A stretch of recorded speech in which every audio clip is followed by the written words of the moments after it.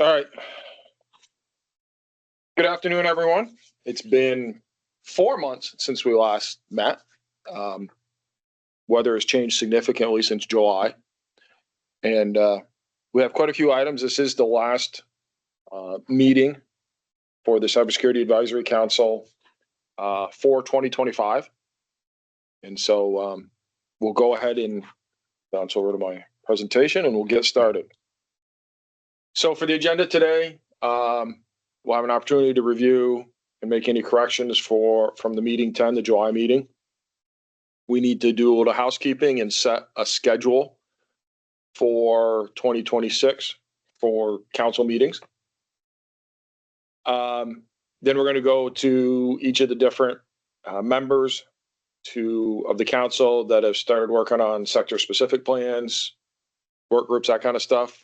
Just get a brief update there.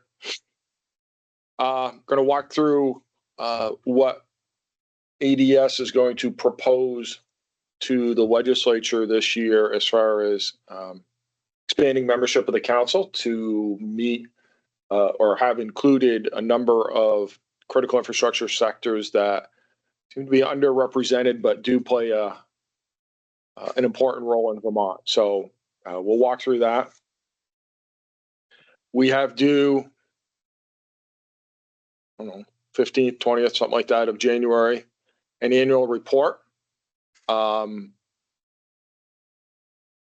am, like in the past 2 years, I am willing to draft it, but I will need thoughts, ideas. We'll brainstorm what the council members think should be included in the different sections moving forward for this year. And then I'll draft it, and we will need to have a January meeting to accept that report prior to submission. One of the things that was brought to my attention, I think it was Adam Gamlin, our state rep for CISA, about opening up, having an opportunity for those that are attending. We are getting really good participation outside of members of the council, and it would be a great way to, if folks have ideas they want to share on things at the council or things that could happen in Montpelier that would help your situation or your peers around cybersecurity preparedness, response, recovery, those types of things. Be glad to hear that.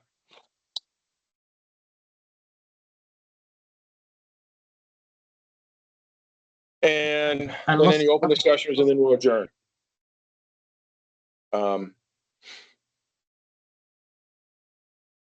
Moving right into it. So kind of the housekeeping items. Did anybody have any corrections, clarifications that you would like to have reflected in the recap for the July meeting, the meeting 10? I'll take a brief pause and either raise your hand or go ahead and share them if you do.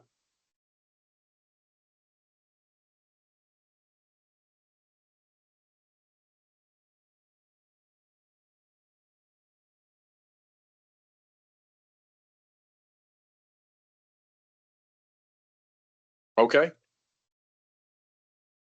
Hearing nothing, those will stand as published. The next thing we need to do is set a meeting schedule moving forward for 2026. The parenthetically F1 and 2 are the what is in statute, establishing the council, defining a quorum, and then the council shall meet at least quarterly. So I'm open to suggestions. We will have to have a January meeting to, like I said, to at the very minimum approve the legislative report. To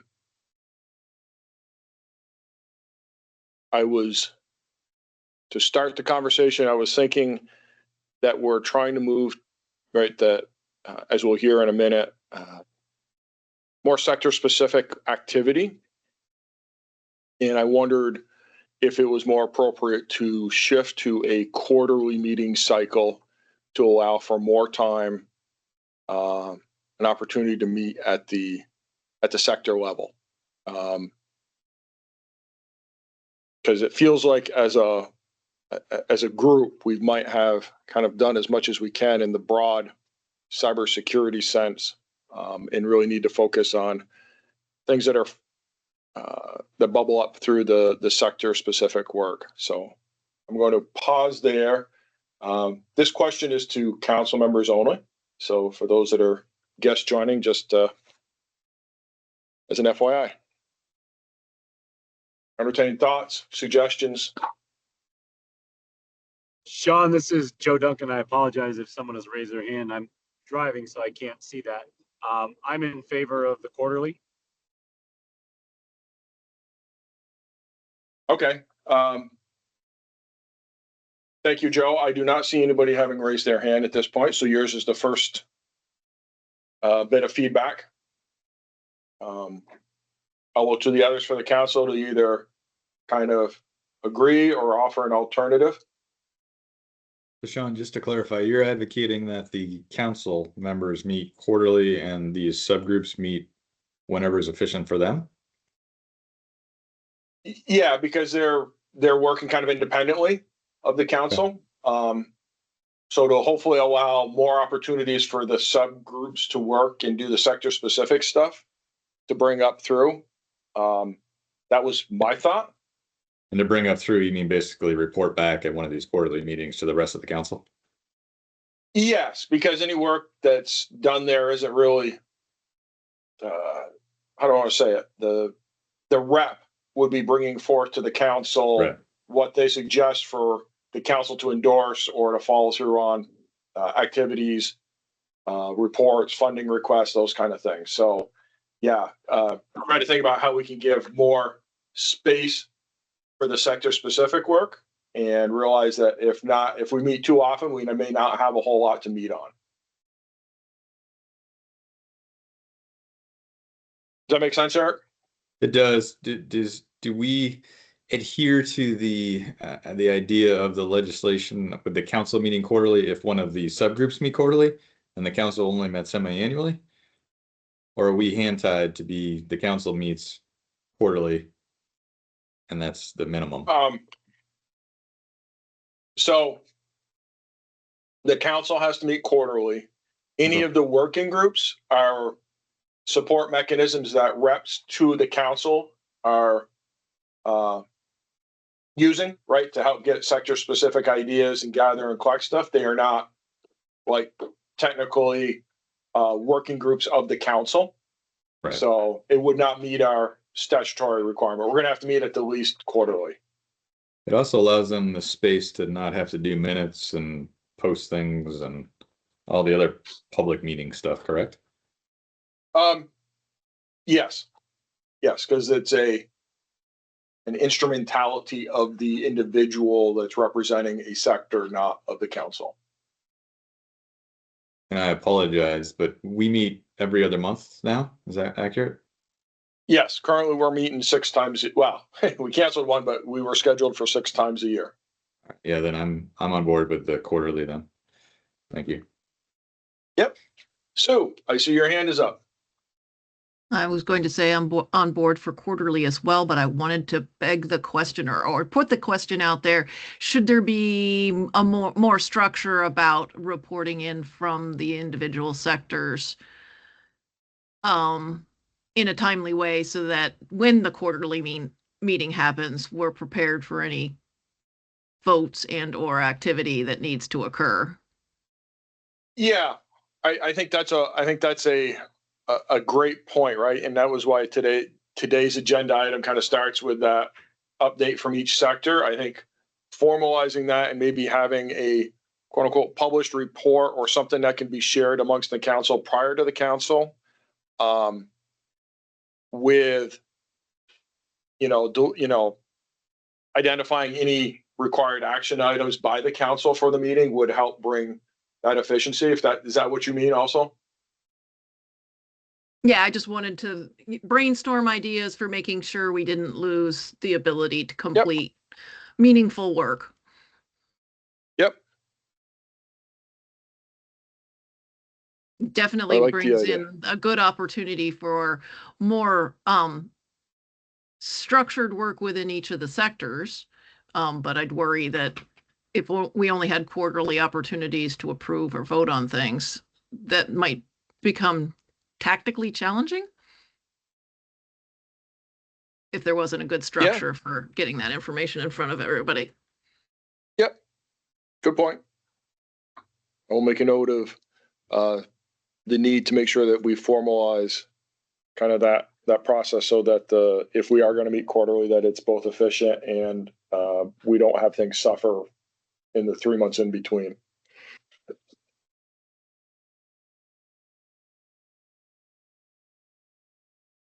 Do we have any other comments? The only other thing I want to mention, John, was the potential for some kind of set agenda at this quarterly meeting should include all the stuff you're doing as the advisory board chair outside of what we know. Like, for example, I bump into you at GPAC, and now I know that you go to a cyber meeting with the utilities, like the other things that you're doing under the auspice of, the advisory council, just checking us in on those things. Oh, I like how you're thinking. We want to give you kudos for all your work. Well, I appreciate that, Eric. But yeah, I think that's a good point, that there is probably a lot of things that I'm doing under the auspices of the role I'm in here for the council that have extended into things like the governor's Emergency Preparedness Advisory Council, the work we've started with yourself, your Right. team, the VIC, National Guard and ADS, talking about how do we better organize around being prepared for a significant response and recovery effort in the cyberspace. The state and local cybersecurity grant program. Right. There's quite a few. You're right. So I should make that a standing agenda item. The other thing that pops to mind is, as you make meetings less frequent, the length of those meetings might need to be longer, but we can kind of feel that out as we go. Yeah, I think you're right, though, to maybe start with a 2-hour hold. And then if we're not filling it, we can ratchet down. But I'd rather have time to spare than run out of time on a less frequent meeting. Very good point.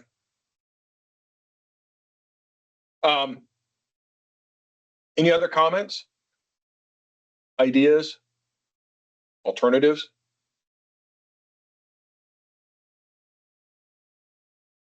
What I'm hearing so far is probably a January, April, July, September. Is that the quarters? It would be October, right? Is it? All right.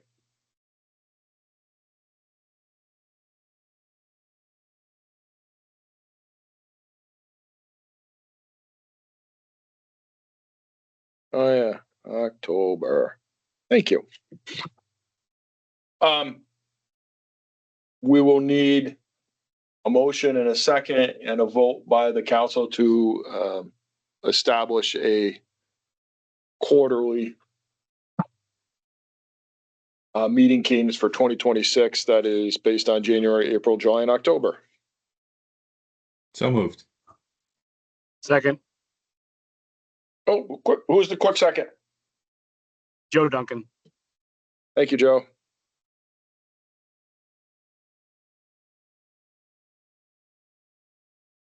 All right.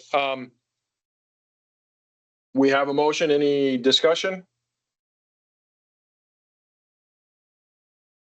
All right. For the council members, either raise your hand or say yes in approval. Yes. Excellent. Yes. Yes. Anyone opposed from the council? Say nay or raise your hand now.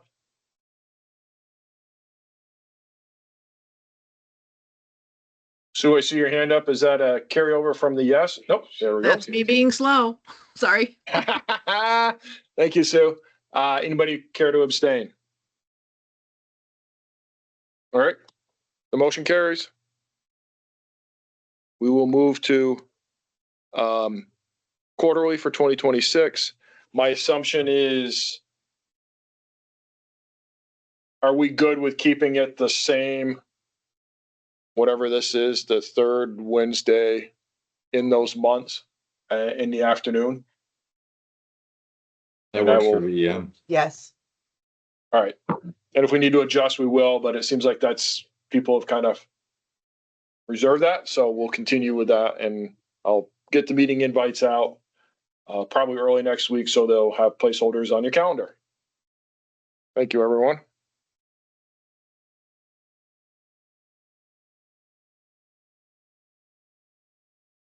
All right.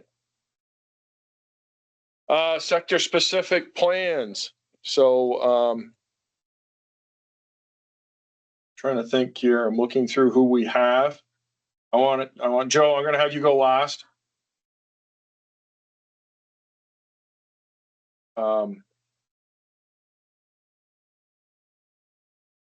Eric, would you like to go first? Helmuth?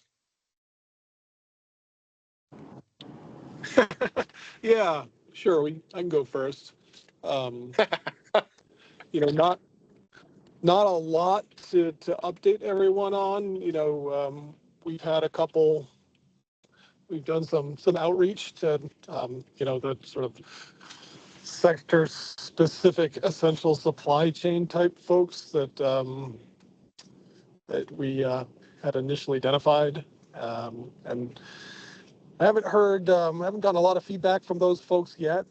We have met with folks in the Vermont Business Roundtable, and they've given us some sort of additional contacts. But it's not.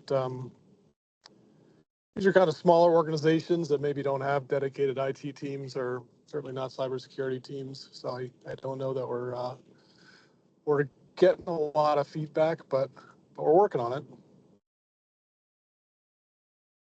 Yeah, it's been challenging. It's not been for lack of effort, right, Eric, to try and find membership for that group and start working. It's been hard to get people to commit. And I'll look to the guests that are on the phone. You don't have to now, but this working group, this sector, is one that was added by the Vermont State Legislature to find essential supply chain. It is like a catch-all. It really, when you think about it, it is. If you are involved in something that doesn't fit cleanly in one of the other critical infrastructure sectors as defined by the feds, it really belongs like in this essential supply chain, like heating oil or PPE, right? Those are the things that were used as examples when the bill was working its way through the State House.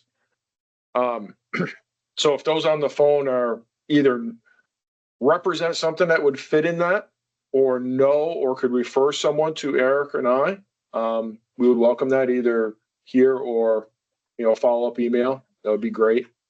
Yeah. I mean, at this point, we're looking more for enthusiasm rather than sector fit. So really, I mean, I think we take participation from anyone. Yeah, because it is and we'll, as we progress, when we get to another update, I can show folks kind of like what sectors we're trying to lean on to get representation here. So, thank you, Eric. Anything else you'd care to add before I move on? No, I think that pretty much covers it. Okay. Erica, you electric utilities, would you be willing to go next?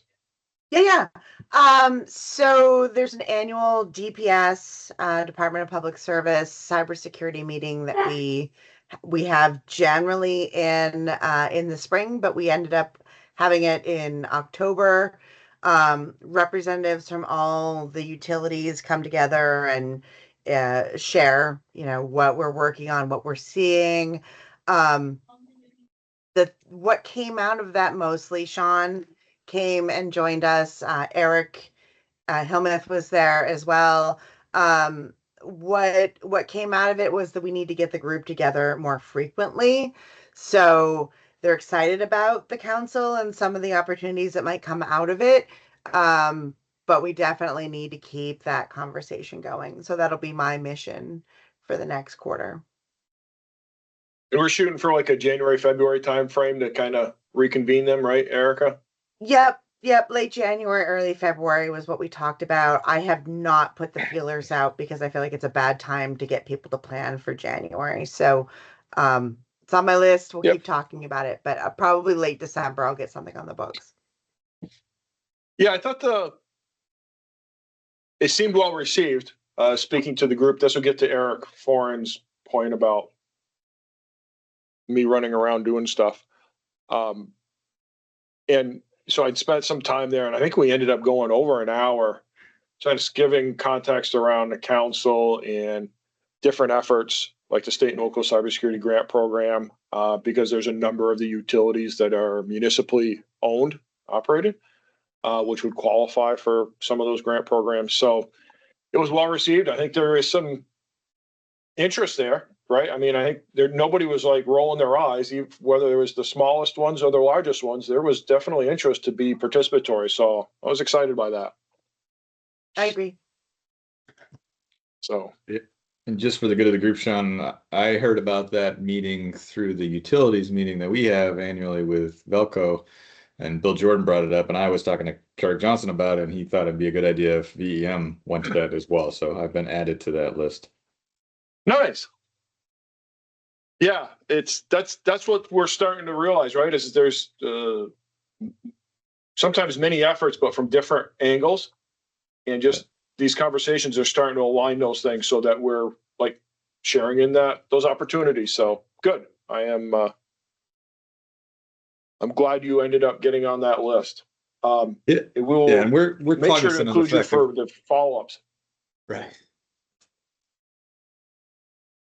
I'm sorry, what was that, Eric?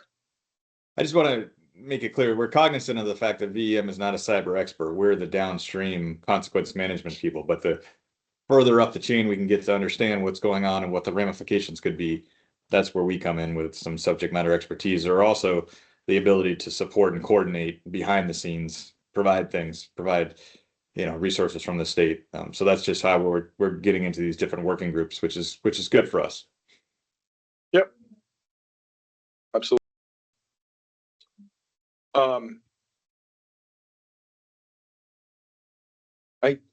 I'll set with Erica and the electric utilities at this point. So, Sue, I don't see Mark on, and I know I had sent the two of you like hoping that you were going to team up to address kind of the healthcare space. I don't know So, if you had opportunity to talk to him at all. no, I have not. And since I missed the last meeting, I think I kind of fell off the radar. Do you want me to try and ping him and round him up?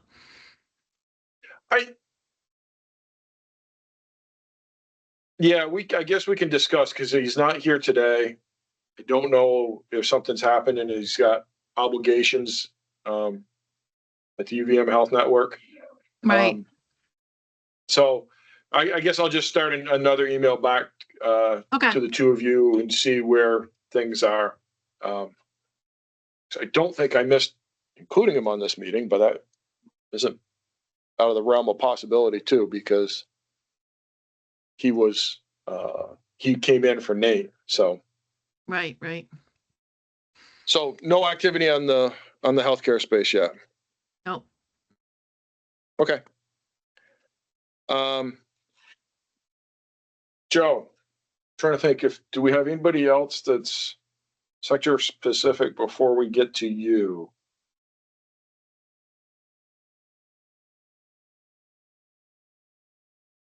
I think we're good.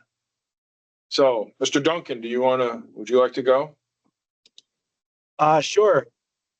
Thanks, Sean. So for the water wastewater sector, the thought process there has been to try and being a very diverse base, I think probably possibly the largest base relative to the number of electrical or health networks or anything like that. There's several hundreds, if not thousand, water systems of different sizes in Vermont. So trying to figure out how to identify the needs across such a diverse group of people who have done nothing to gotten somewhat advanced. Tried to get a group of people together from around the state of different sizes. We held our first meeting. Gosh, Sean, that was October. I can't remember what date it was, but we held our first meeting in October. Good group. Thank you to Adam for joining us. Sissa was there. I think the sense from the group was, they were excited about the idea of trying to help guide and understand what might be things to consider within the wastewater sector for cybersecurity, from the base needs all the way through advanced needs, and there was a lot of discussion on that. In the end, there was sort of what does the space currently offer was sort of some of the questions that were asked. And so our next meeting is December. I want to say it's the 13th. Maybe I have that date wrong, Sean. But either way, coming up in December, there was a desire to one, also include the A&R representatives in there. So we now have a wastewater representative from A&R and a drinking water representative, because they play roles with our water systems with cybersecurity. And the first thought was, as well, to understand what resources are out there. We're bringing in CISO for a discussion on incident response plans. And that was sort of going to be our first talking point on what's out there, what does that look like, and probably try and walk through each meeting just different needs, different resources, and where those gaps really lie amongst the systems that we are all aware of. I think the other thing I tried to do too, and trying to get more members to get involved, is trying to make it something that does actually offer something to the people that are involved, to try and have them give us their thoughts on what their worlds look like, but also have them walk away with something that they can maybe even bring back to their system to make it enticing to come and get involved in a world of time demands, not just being there just to sit and listen or toss some ideas up, but maybe walk away with something. So anyways, that's our world, and that's what we're trying to advance.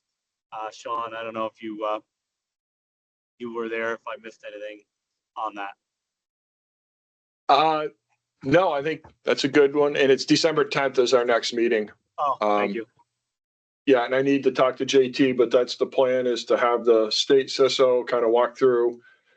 There definitely seemed to be interest, or the common thread was like how to respond to an incident, right? Like, what does an incident response plan need to contain? People were like struggling to know where to start. So we're going to look at a couple of different resources, start with that, but I'm going to let Adam and Ryan know that Adam's been participating, but Ryan will probably be reaching out to you next, as there's interest in understanding like capabilities and information coming from the intelligence center, right? And it's a good audience to have that. And then I think I'm going to look at Eric, and I believe Elizabeth is on the call also. And I could see emergency management coming in and talking, right? Just the same as you're now starting to participate with the electric utilities, is like talk to the water utilities about what is it that you bring to the table in a crisis that would help them be able to respond better. So we're going to kind of iterate through those things. It kind of feels like there needs to be like a base education for people to understand like the art of the possible, for them to then start working on their wish list of things that would help inform the council as to, right, what's the top 3 things that the council could drive that would bring improvements to water, wastewater. Wouldn't you agree, Joe? I would agree, yes. Yep. Yeah, that's how it's shaping up. So we kind of jumped to the end of what do responses look like, and what is that? And I think from there, as you work through some of those resources, can back into, okay, you know, that's the response piece. What's the preventative piece? So we're kind of taking stepwise approach, but the group decided to step from the end backwards. So in the end, I think it'll work out pretty well, I think. Yeah. Well, it's one of those things that if you get hit tomorrow, knowing how to respond and recover will help you, where planning preventative stuff isn't going to help you when it actually hits the fan. Yeah. Until you've got the preventative measures in place. So, so I think that's it. I don't know. I believe the rest of the council members are state folks, whether AG's office or ADS or DPS. I don't think I missed any of the sector representatives. If I did, I apologize. You can raise your hand now. Hey, Sean, I was just going to say too, I apologize. Anybody that wants to be involved, I know Adam Gamlin is interested in sitting in with us, but if there's anybody at any time that wants to be a part of any of those sector water wastewater sector group pieces, let me know, or let Sean know, get you on the list. And then also too, if you have any friends that are in the water or wastewater sector that might be interested in participating in such a group, let me know. Yep, more the merrier. Eric and Elizabeth, would you want to sit in on the December 10th one, since it's going to be kind of the beginning discussions of like response? Yeah, I think it'd be helpful if you send me the invite. I think partially what is, keeping me from jumping in with both feet is the meetings that you and I and the guard are having about what our response looks like. So, yep, not knowing exactly what our package is to deliver to them, but having an understanding of what they're looking for might be helpful. So yeah, I'd like to attend that. On its way. Thank you.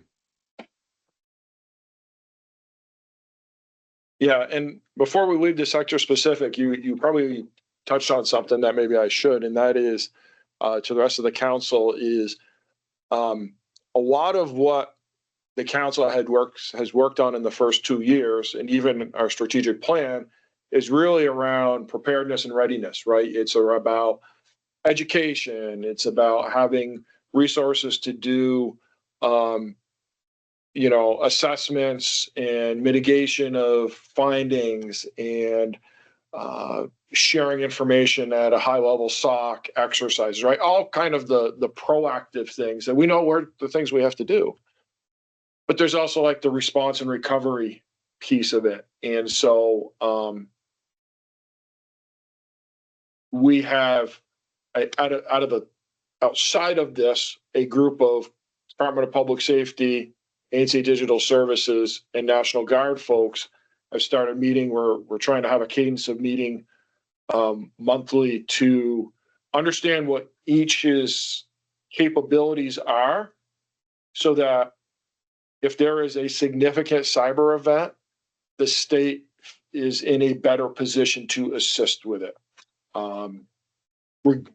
Even if it's not state government, right? If it's large utility, large water provider, any of those things where the state resources could aid in a response, we want to understand what we can do and how we can go about providing those. So we've started figuring that out, because this is a lot different than natural disasters. So that's what I think Eric was talking about, is that's the other effort we've got going on, is around that response and recovery. So all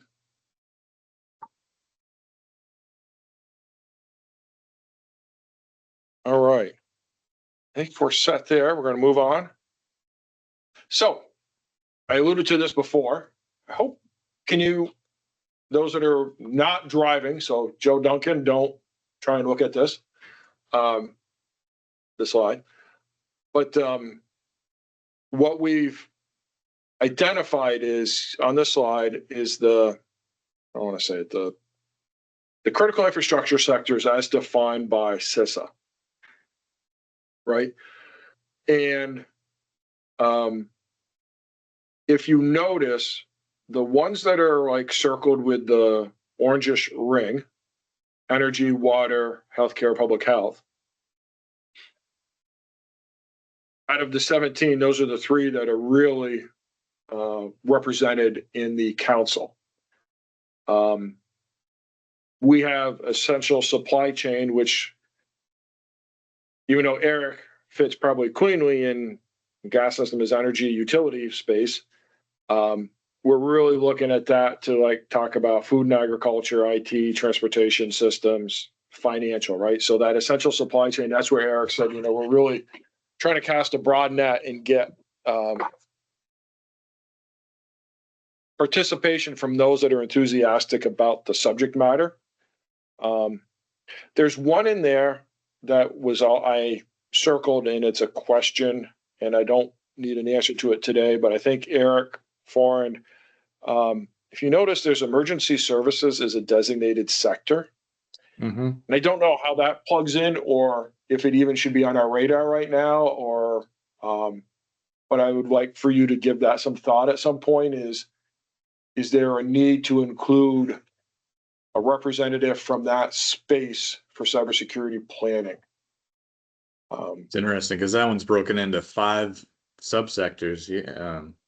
You got public works, emergency management, fire, rescue, and police. So Yeah, it's nicely packaged into one, but really it's 5 completely different ones. And I don't know, Yeah. to your point about what cyber vulnerabilities do any one of those sectors have. and I was wondering, right, is like what potentially cuts across them maybe is like dispatch, Yeah. right? Is there a possibility to look at how dispatch is done and get representation here? Because that seems like that's the biggest risk, right? If somebody wanted to do a denial of service attack on our dispatch systems, that could have an impact across a lot of those. So give that some thought, and we can circle back to that. But like every good question, there's 10 more questions, because there's the communications, I'll call it a board or committee or council or whatever it is, looking at dispatch in its entirety across the state of Vermont and trying to make it more efficient and beneficial and equitable. So there could be changes, there might not be. So it's a bit of a Pandora's box right now. Maybe this is put a pin in it, right? And once that becomes clearer, then what the future state is what gets incorporated with us here. So that there's a cyber mindset to the work they're doing. I think the other issue you'll have, and I'm sure you have it with everything else, is finding one voice for that group. So even when we say dispatchers, there's public, private, overlap, non-emergency service dispatchers. Like, it's a whole gambit of individuals with different viewpoints. I think maybe that's better left until there's clarity around what the future of that looks like statewide. You got other fish to fry right now, probably. Yep.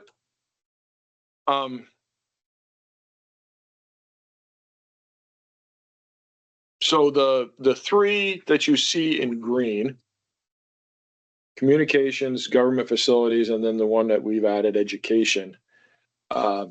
The Agency of Digital Services is planning on making a legislative request for an amendment to whatever it was, Act 71, that created this council, to expand it to add representation from communications, government facilities, and education.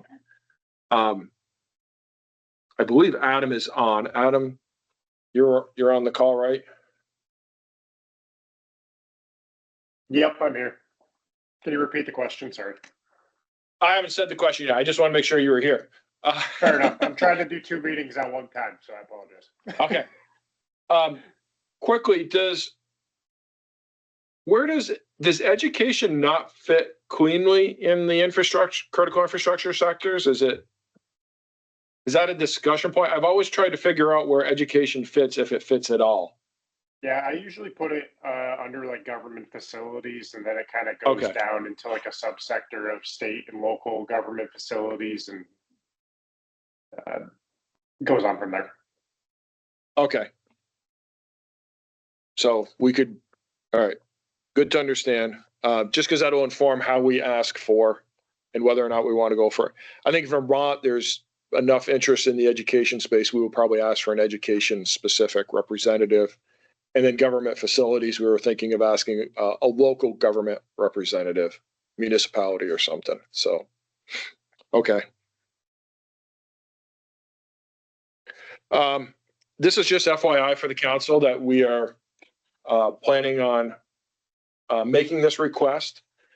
We may ask the council for to like do an endorsement letter if it looks like we're getting stymied over there, like we did with the budget request last year, where we drafted a letter to go to all the relevant committees in the state house supporting that funding request. So just as an FYI, that hopefully we will be expanding and getting better representation. And also, if anything that you see on there that's in those ones circled yellow, if you know of someone, say exclusive of emergency services, financial, food and agriculture, information technology, and transportation systems, please let Eric Hillmuth or myself know, because those would be candidates to get on that sector group that Eric is trying to coordinate.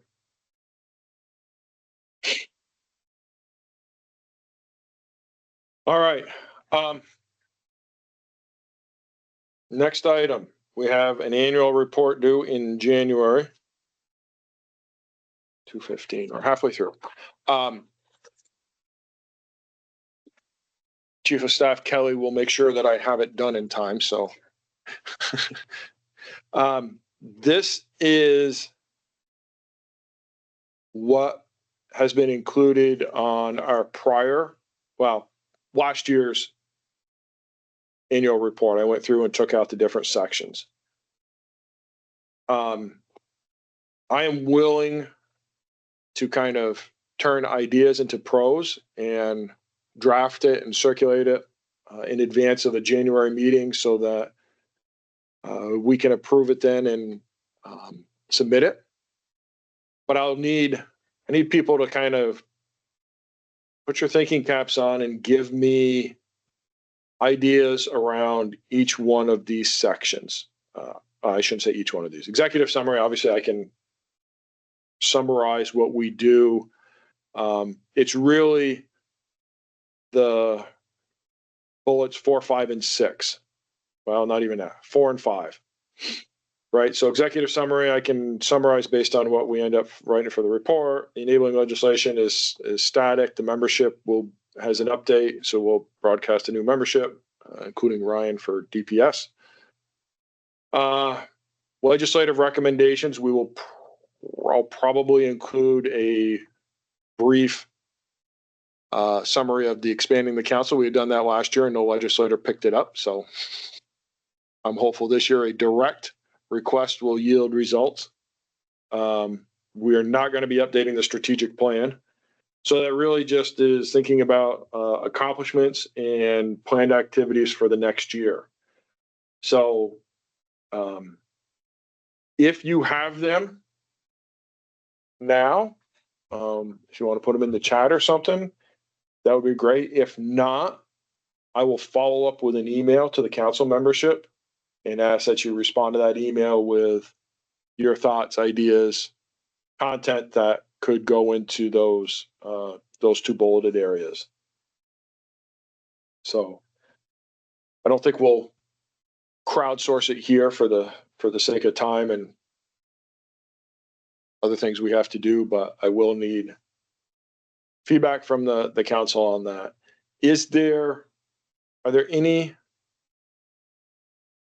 sections that council members think we should include this year that aren't represented in these bullets?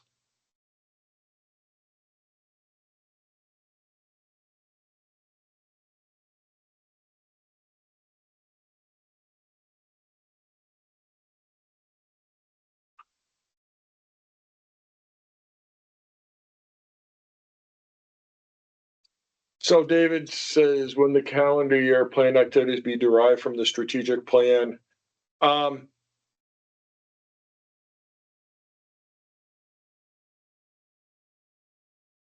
Yeah, to a degree. But it's really the actionable items out of the strategic plan are really what's coming out of the sector specific, because each sector is at a different point in maturity, which is why we've gone down these sector specific paths. So I think it's important that maybe each of the sectors that has started anyway, think about what are some goals for the year, right, in that sector space that could roll up and be part of that aligns with the strategic plan, that could be part of the annual report. So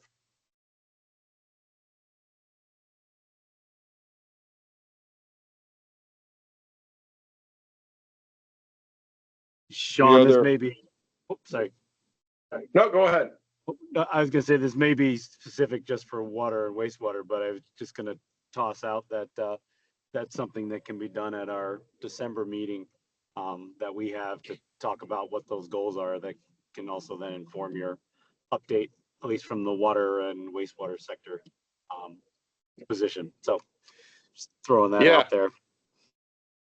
I think that's a great idea. It'd be good use of that meeting is take 10, 15 minutes and kind of get some ideas from that group.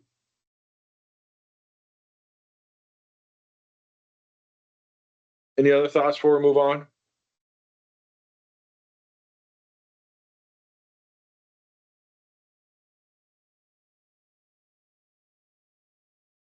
All right. Now, that's kind of the formal items that the council had to deal with in this meeting. The next is we have been fortunate to have, I don't know,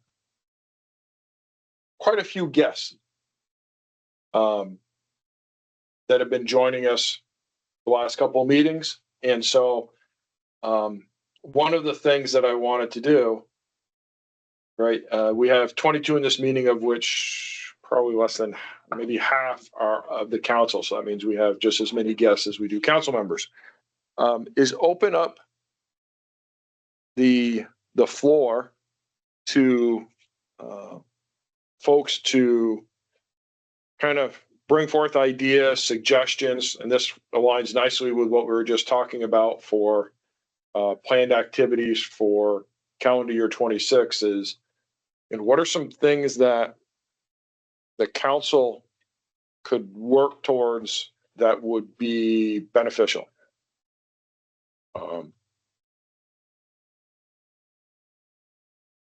So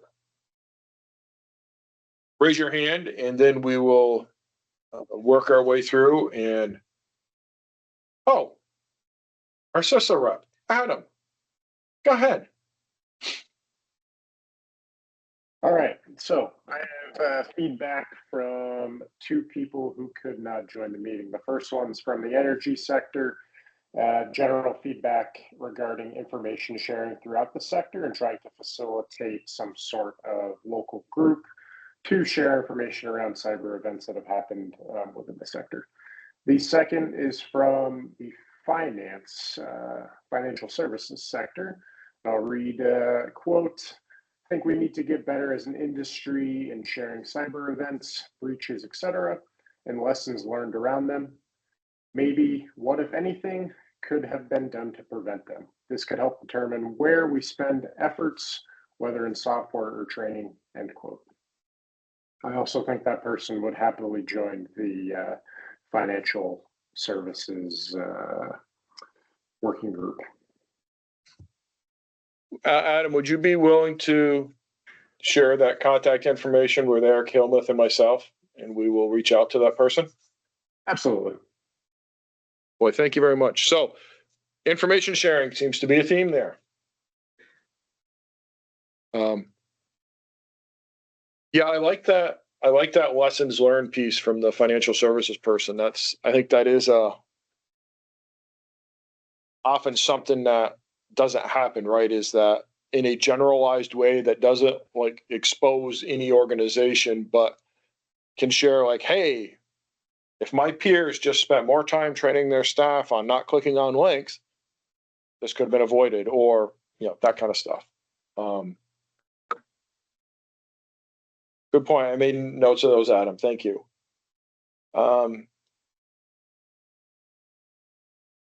Hey, Adam. Yes, sir. When thinking about it, did either one like talk about how to do it, like channels or anything, or is it purely that? What's that? Purely commentary. No idea on how Okay. to implement.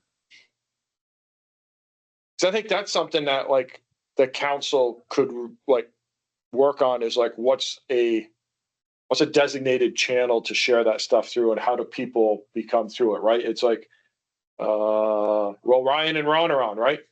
I think sometimes there is an opportunity for the VIC to play that role, right? To disseminate information. But I don't know if everyone thinks about how to follow back up with the VIC to share lessons learned or something like that. Am I wrong in thinking that way, Ron or Ryan, that could be a use of the VIC's communications channels? I think you're right. I believe Ron had to drop off the call. Okay. And we are currently exploring some other options for different platforms for information sharing in the state, which I primarily can't speak too deeply on, just because I'm not entirely sure where that is at in the process currently. But essentially, the idea was to try to adopt a platform that would be more interactive, and that could be broken up into a more sector-specific sort of channel of communication. So that is definitely something that we're exploring right now, and that we could kind of keep the council in the loop on, or coordinate on in some way, to kind of discuss how that could be the most beneficial within the state.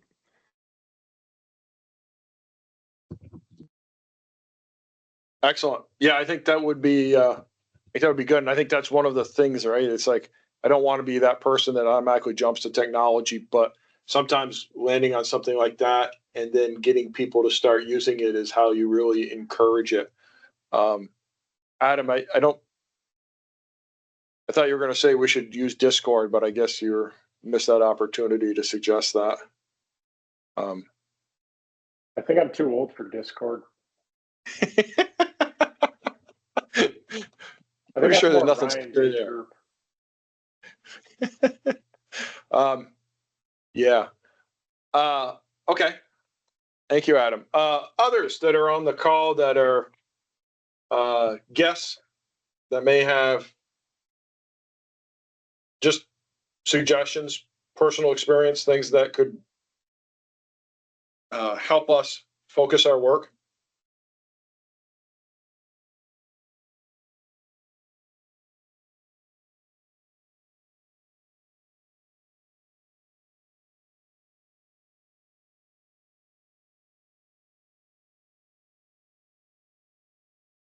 Hey, Sean, I think that making the list of contracts that you guys have negotiated available to other critical infrastructure sectors who maybe are not directly aligned with state government would be helpful as well. Yeah.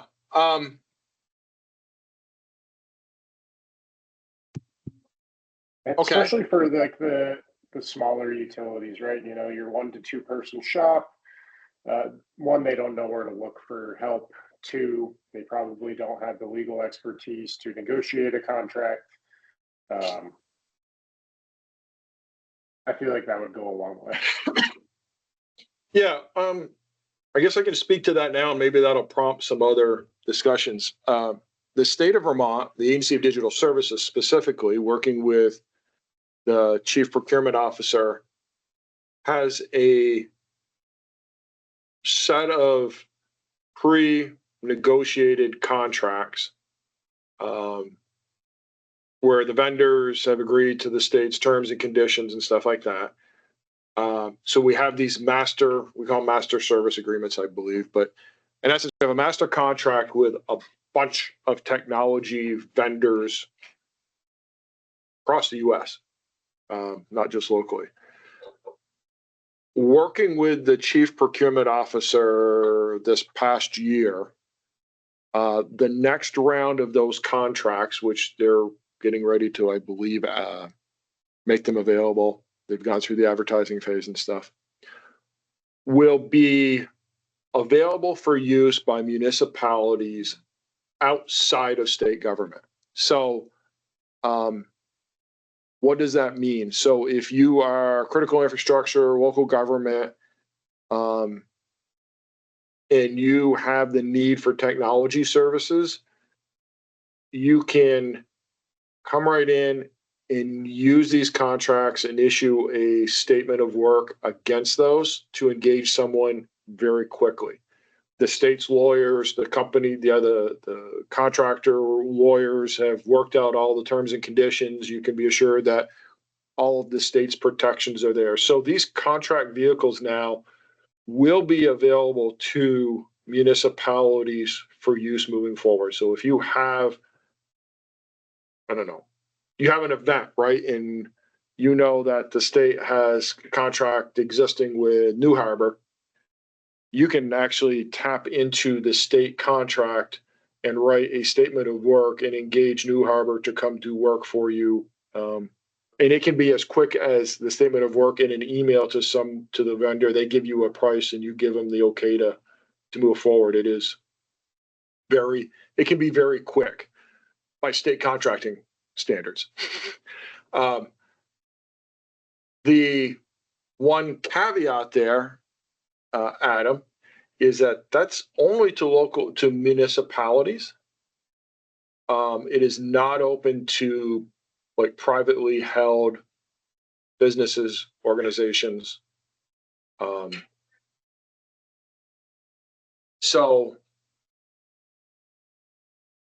But we advertise them. And so you could use it as a means to understand what businesses have already been kind of vetted and agreed to do work to the state of Vermont standards, and use that library as a means of having your own contracts for those that are not municipally owned. Did I confuse everyone, or does that make sense? I'll ask you, Adam, since you brought it up to start. No, that makes sense. Thank you. Has there been any discussion on how fire districts, for example, may fit into that definition of a municipality? We have for like SLCGP, and I think as long as the fire district can show some sort of nexus tied to the municipality, right? That it's not for profit, or that it's not like a water district to serve a privately owned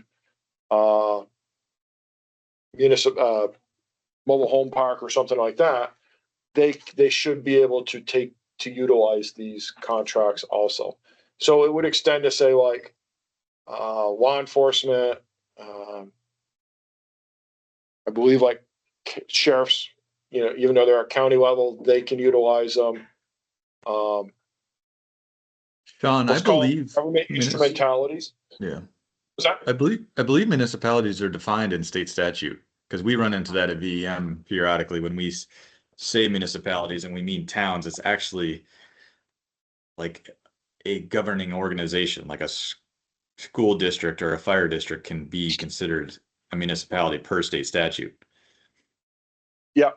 Special districts, even I think we ran into this recently. What are the new ones? I think I saw Hunter on. because I never can get this right, what the CUD stands for. Is it a communications union district? Yeah. Yeah. And so even that in Vermont state statute qualifies, I believe, as a quasi-government organization. So even in theory, right, a communications utility union district should be able to take advantage and utilize the working with vendors that have been pre-vetted through the state's retainer pool. Yeah, you're right. I should look that up and know that better, Eric, because there is a lot of special districts and everything else that are considered local government entities within Vermont that would then qualify. Yeah, and sometimes it's beneficial and sometimes it's not. So it depends on the situation. Well, in this instance, right? Because Right. Adam, you raise a point that we've heard from others that often when all of a sudden they're facing they believe they're being owned, right? Some sort of breach or cyber event. Many don't even know like where to turn, right? And there's a certain amount of fear of turning to the wrong place, that they're going to get exposed or make matters worse, right? And so this would be a vehicle, at least a vehicle where they've already agreed to all the state's terms and conditions and data protections and everything else. You've got, in essence, the full backing, right, of the Attorney General's office that have vetted the contracts to make sure that they meet state's terms and conditions, so that you could, with some confidence, just be able to pick that up and use that without hesitation. So that's the hope behind it, right? Is that you no longer have to worry about having a contract lawyer or any of those things, because the state's mechanisms have already accomplished that, provided that. Sean, Oh, go ahead, Joe. I was gonna say, Sean, this is Joe. It would be good to understand to some of the points of the discussion here. There's a variety of worlds that are out there that you charters, state establishments. There's different vehicles for how that happens. And even though sometimes you are a municipality, there are some worlds where some stuff is specific to towns and villages as opposed to fire districts. I don't think that's the world that this stuff lives in, but it would be good to understand that a little bit, at least from the water and wastewater sector perspective, because there is such a varied world of ownership where fire districts are traditionally established in charter. As long as it'd be good to understand the rules for which you can access this stuff, because that will when speaking with some of those water and wastewater entities who can and can't access that stuff. Okay. I'm taking a note to, for the next meeting, do some homework to better understand, kind of share with folks what resources are out there, to what defines municipality, and make sure that the definitions that I share are also in agreement with the state's procurement officer, to make sure that those are the same entities they envisioned these contracts being available to. And then from there, I'll try to have, I'll plan on like a quick show and tell of where to find this information, so that we can get it documented and start disseminating it, like where people need to go to understand the list of whose contractors are available to do what types of services. It's a fairly lengthy list, so it would be a good resource for people. So I'll make notes of that for our January meeting.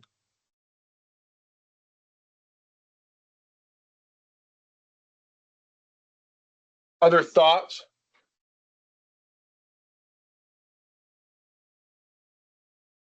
Suggestions from the listeners? And the council. Doesn't need to be the listeners, anybody that has.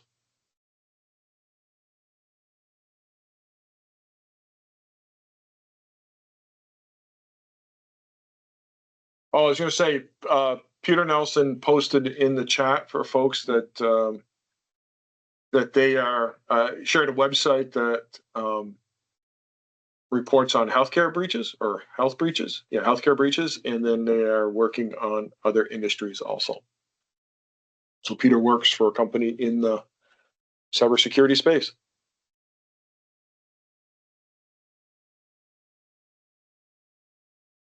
All right.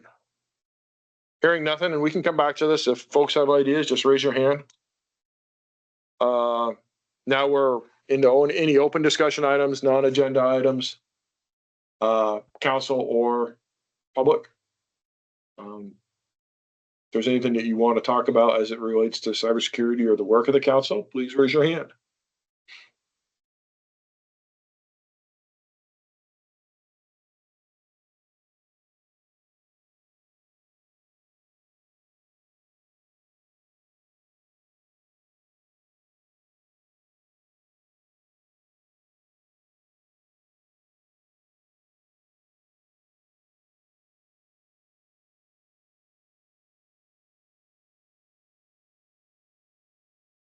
Seeing no hands raised or hearing no one speaking up, I'm going to assume that we don't have any additional items to discuss today. That brings us to the last item, the adjournment. For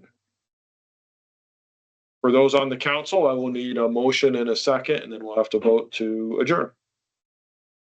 This is Erica. I'll make a motion to adjourn. Second, Thank you, Erica. That was Eric. Eric. Boran. Yep.